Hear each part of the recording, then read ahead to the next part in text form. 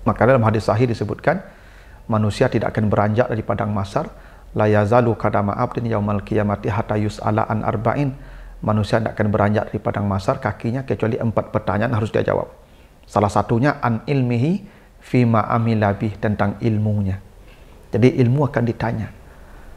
Bayangkan para hadirin ya, sudahlah pemberiannya kecil, dipecah, dibagi sedikit, itu pun ditanya di akhirat, dihisab di akhirat. Itulah menunjukkan betapa ya sedikitnya pemberian ilmu yang kita terima dari Allah. Karena itu tidak layak kita merasa besar, sombong, angkuh dengan ilmu yang kita peroleh yang hanya sangat sedikit. Mengurai rahasia Al-Quran melalui makna dan mabna.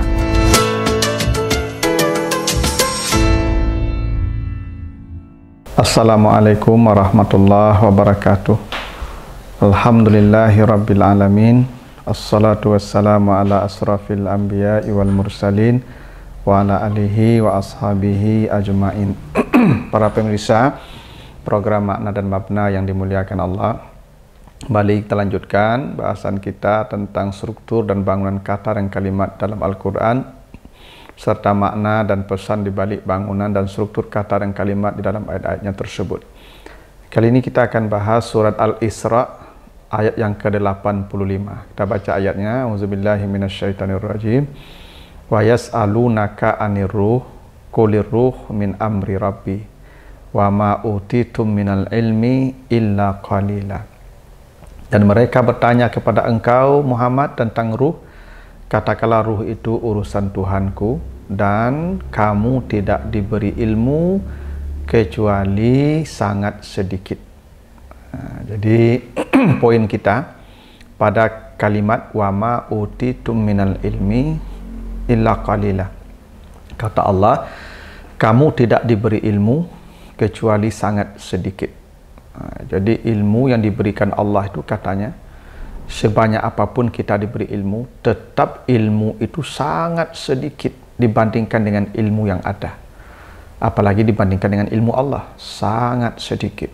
Nah, secara redaksional, ya termasuk pilihan katanya, ada hal yang menarik untuk kita cermati, untuk menunjukkan betapa benar-benar sedikitnya kita punya ilmu. Sehingga tidak layak kita sombong, merasa angkuh dan besar karena ilmu yang kita miliki dan karena sedikit sekali. Begini, pertama, Allah menggunakan kata qalilan untuk menunjukkan sedikitnya ilmu yang diberikan kepada kita. Wa ma utitu minal ilmi illa qalilan. Kata qalilan itu bentuk mubalaghah namanya, sangat sedikit. Ya, timbangan kata itu ada kata hamidun, ada kata alimun, ada kata azimun. Ini menunjukkan benar-benar sedikitnya ilmu yang Allah berikan kepada kita. Makanya dipilih kata qalilan dalam bentuk mubalaghah namanya, sangat sedikit. Dua, sudahlah sangat sedikit, Allah menggunakan pola kasar namanya. Wa ma utitum minal ilmi illa qalila. Jadi ada ma dan illa yang dalam ilmu stilistika Arab disebut dengan kasar. Ma, nafi, illa, istisna. Jadi nafi dan istisna itu menunjukkan makna kasar. Kasar itu artinya pendek, putus, dipotong. Itu makanya mengkasar salat itu memutus, memotong.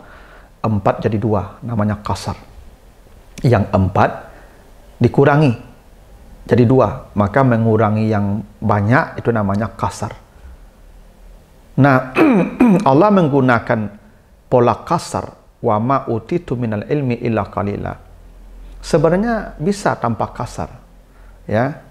Bisa juga dikatakan ya, utitum al-ilma qalilan. Bisa. Kamu diberi ilmu hanya sedikit. Tapi ketika Allah menggunakan pola kasar, ma dan illa, untuk menunjukkan yang sedikit tadi, yang qalilan tadi, itu pun dikasar, dipotong pula. Bayangkan para hadirinnya, dia sudah sedikit, yang sedikit pun dikasar, dipotong. Kan sedikit sekali. Sudahlah qalilan, kasar pula. Sudahlah sedikit, dibagi potong pula. Oke. 3. Allah menggunakan kata minal ilmi. Pakai min. Allah tidak mengatakan ya utitum al ilm. Tidak. Tapi minal ilmi. Min itu maknanya tab'id. Tab'id itu maknanya dibagi. Jadi tab'id itu dibagi lagi. Tadi qalilan, sedikit. Sudahlah sedikit, kasar, dipotong lagi. Kan tinggal sedikit. Yang dipotong ini pun ditab'id lagi, dikurangi lagi, dibagi lagi. Makanya pakai min, maknanya tab'id. Jadi sudahlah sedikit, dijadikan kasar pula, potongan. Sudahlah yang sedikit dipotong, dibagi lagi yang dipotong tadi. Makanya pakai min, minal ilmi. Untuk menunjukkan makna tab'id. 4. Allah menggunakan kata al-ilmi dalam bentuk mufrad. Allah tidak mengatakan al-ulum. Ya. Wa ma utitum minal ulum, tidak. Atau utitum al-ulum, tidak. Al-ilmi. Al-ilmi itu tunggal. Mufrad. Hanya satu. Dari sekian banyak ilmu, kita dikasih satu saja. Kayak saya misalnya. Mungkin saya dikasih ilmu, ya satu saja bidangnya, yaitu mungkin bahasa Arab. Itu pun sedikit. Itu pun potongan. Itu pun sebagian. Dari yang satu tadi. Dari ilmu tadi, bukan ulum. Satu ilmu, sedikit, terpotong pula, terbagi pula. Masya Allah ya, sedikitnya. 5. Utitum. Utitum itu bentuk majhul namanya. Lawannya maklum. Atainakum atau maklum itu. Kami beri kamu. Tapi bukan kami beri. Diberi. Namanya majhul. Dan ingat, majhul itu artinya bodoh. Nggak diketahui. Lawannya maklum, yang diketahui. Dengan dipilihnya kata utitum dalam bentuk majhul, artinya walaupun kamu punya ilmu, kamu bodoh sebenarnya. Kenapa? Banyak hal yang tak kau ketahui. Banyak hal yang majhul dari dirimu. Tidak semuanya kamu maklum. Kamu tahu satu, yang satu itu sedikit, yang sedikit dipecah lagi, dibagi lagi. Makanya kamu masih majhul. Makanya polanya dimajhulkan, bukan dimaklumkan. Bukan atainakum, tapi utitum, majhul namanya. 6. Majhul, utitum itu majhul. Arti majhul, yang memberi tidak diketahui. Kira-kira begitu.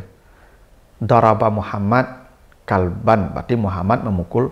Wow, ya tahulah siapa yang mukul. Tapi kalau duriba kalbun, tak tahu siapa yang mukul. Karena yang melakukan tidak tahu, tidak hadir. Ketika dibentuk, katanya dibentuk dalam pola majhul, artinya yang memberi tidak disebutkan, tidak hadir. Kenapa begitu? Karena pemberian kecil. Kalau pemberian besar, biasanya yang memberi disebutkan. Kalau pemberiannya mewah, banyak, biasanya yang memberi hadir saat menyerahkan.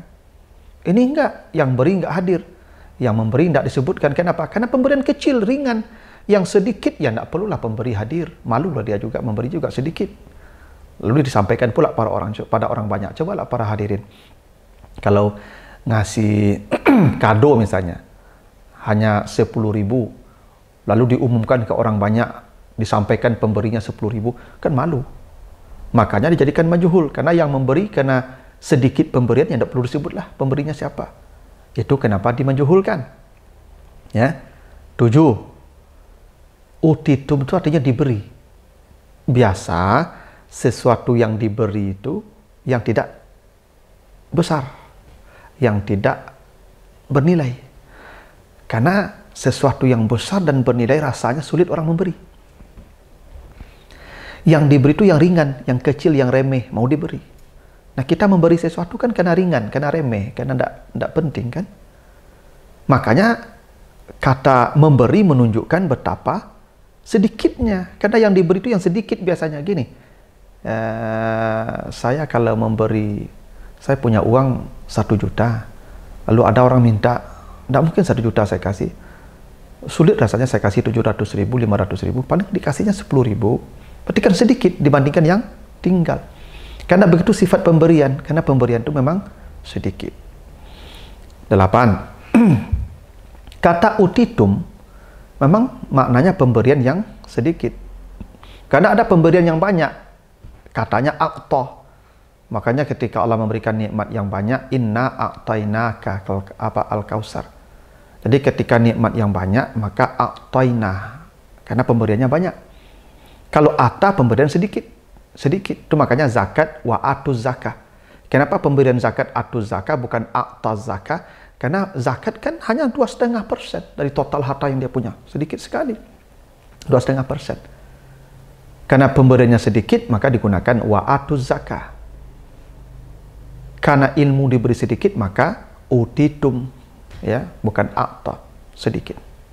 Nah, 9, sudahlah pemberian sedikit, nanti diminta pula pertanggungjawaban. Itu makanya utitum, pemberian yang tidak gratis. Kalau a'ta, itu pemberian yang gratis, banyak gratis. Makanya ke Nabi Muhammad a'ta, inna a'tainakal kausar, karena Nabi Muhammad tidak dihisab. Tidak ada hisab untuk Nabi Muhammad. Nah, ata atau utia, pemberian yang dihisab, ditanya. Itu makanya harta, jabatan itu disebut ata pemberiannya. Nanti baca di Al-Baqarah 247, walam yu'ta sa'atan minal mal.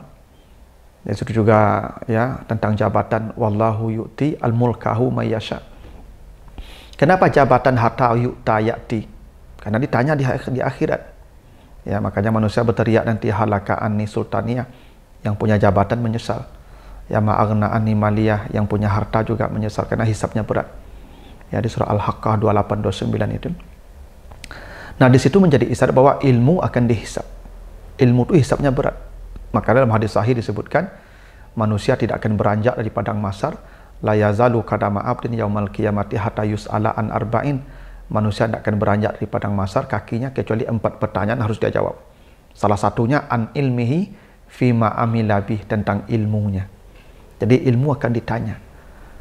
Bayangkan para hadirin, ya, sudahlah pemberiannya kecil, dipecah, dibagi sedikit, itu pun ditanya di akhirat, dihisab di akhirat.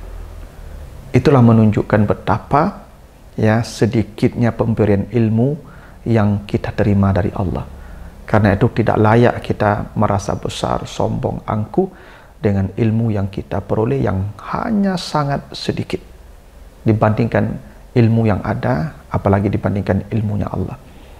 Begitu, mudah-mudahan ada manfaatnya. Lebih kurang mohon maaf. Wassalamualaikum warahmatullahi wabarakatuh.